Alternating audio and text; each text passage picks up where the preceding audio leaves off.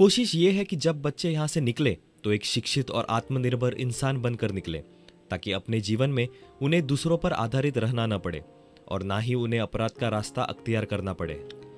लेकिन क्या हकीकत में ऐसा हो पा रहा है? सच्चाई ये है कि अंदर के हालात बहुत खराब है।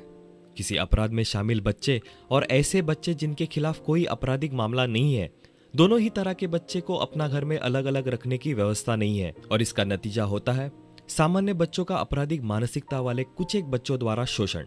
And a place like Apnagar, I'm very upfront to say that it has to be dismantled. You cannot put a 1-year child and an 18-year-old child together. They have to be kept separate. A child has a criminal inclination cannot be left with the normal children. It's a common sense. But we have all the children in one compound, so that's where abuse takes place. अपना घर का problem ये है, हम बच्चों को बोलते हैं अगर आप ये करेंगे तो हम आपको जेल में भेजेंगे। जेल में भेजने के बाद, ये जेल नहीं है लेकिन उनको कस्टडी में रखने के बाद उससे ज़्यादा पनिशमेंट और क्या हो सकता है? कुछ नहीं।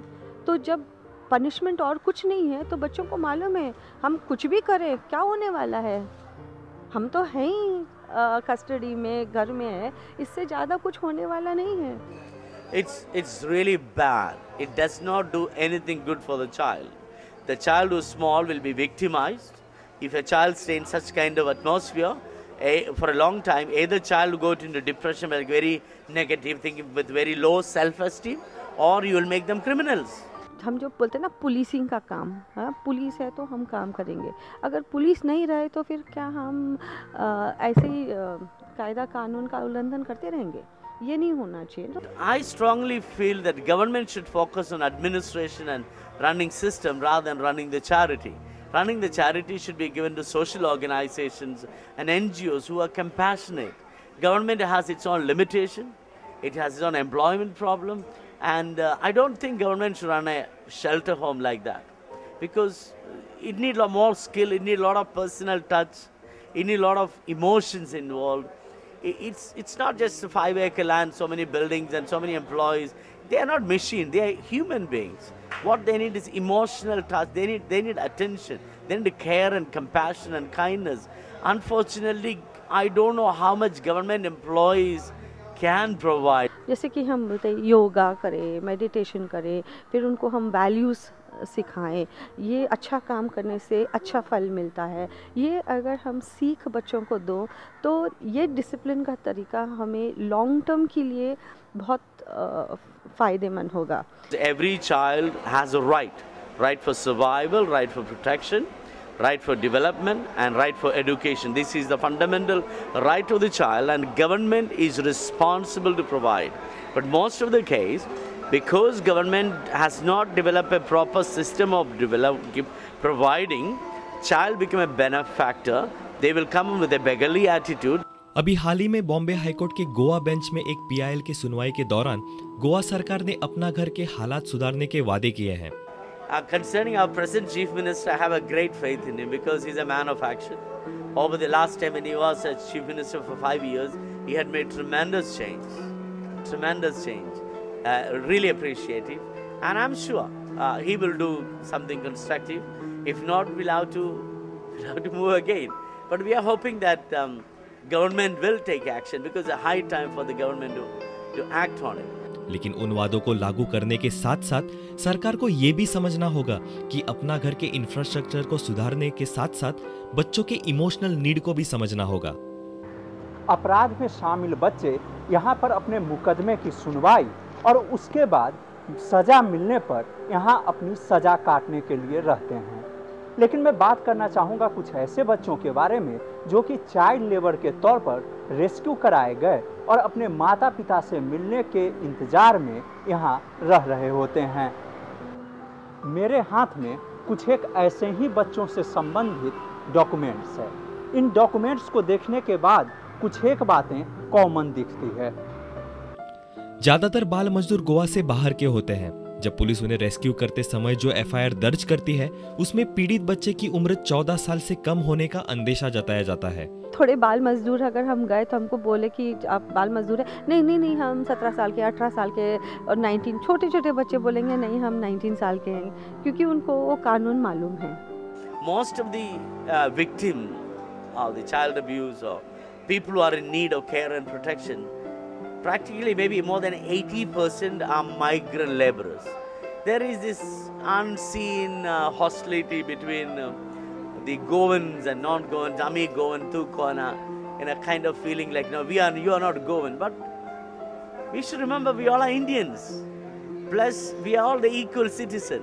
The same Goans go to Bombay and go to Canada, go to Germany, go to Kuwait. They are migrants there.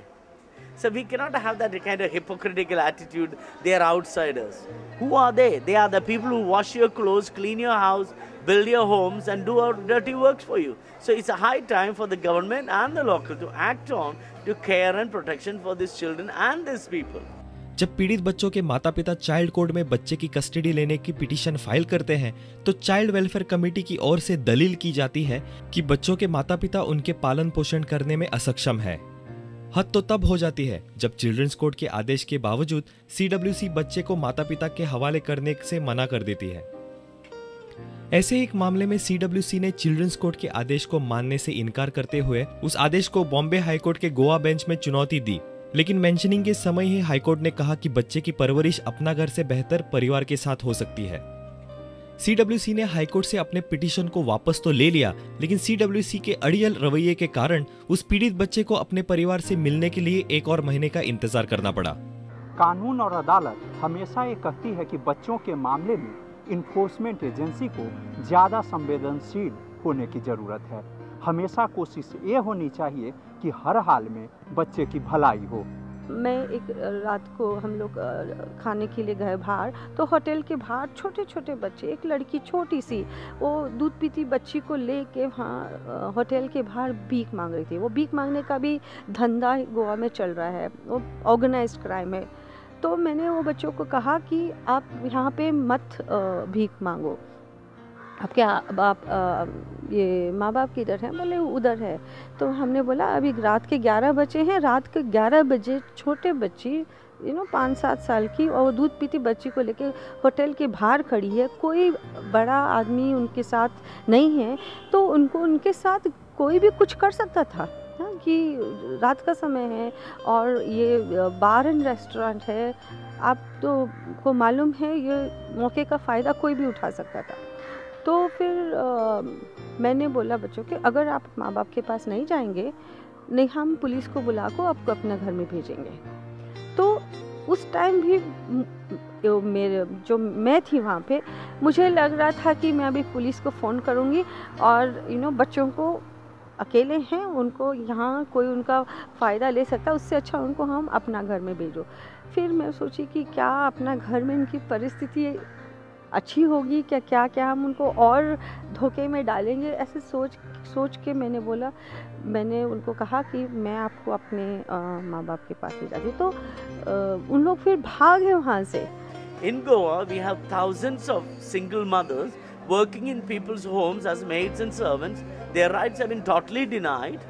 Most of the time, their husbands are drunkards or married somebody else. Or almost every house you take from Mapsa to Margao have a woman who has a marital problem, and she is here, and her children, they are all over the place. It's a high time that we need to develop a system as a state, either to protect them or put limitation, put some kind of control that who can come and who cannot come in.